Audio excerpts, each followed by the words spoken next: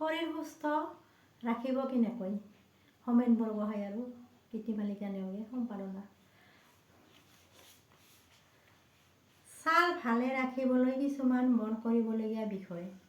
নিয়মীয়াকৈ ওঠত ভেচলিন বা গ্লিচাৰিন লগালে ওঠ নাফাটে। নিতৌ প্ৰচুৰ পৰিমাণে পানী খোৱা উচিত। পানী কমকৈ খালে ছালখন শুষ্ক হৈ ফাটিব পাৰে। সদায় সুষম আহাৰ খোৱাত গুৰুত্ব দিব লাগে। সেউজীয়া শাক পাচলিৰ লগতে ফল মূলো খোৱা উচিত।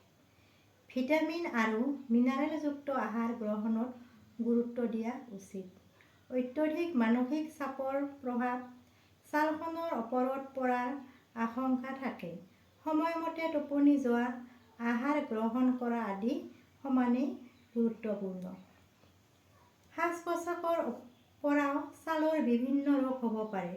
সেয়েহে চামৰা, চিন্থেটিক আদিৰ পোছাক পৰিধান কৰাৰ ক্ষেত্ৰত সাৱধানতা অৱলম্বন কৰা উচিত।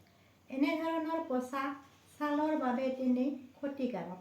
ইয়াৰ সলনি কপাহী ঢিলা কাপোৰ পিন্ধা উচিত। নমস্কাৰ।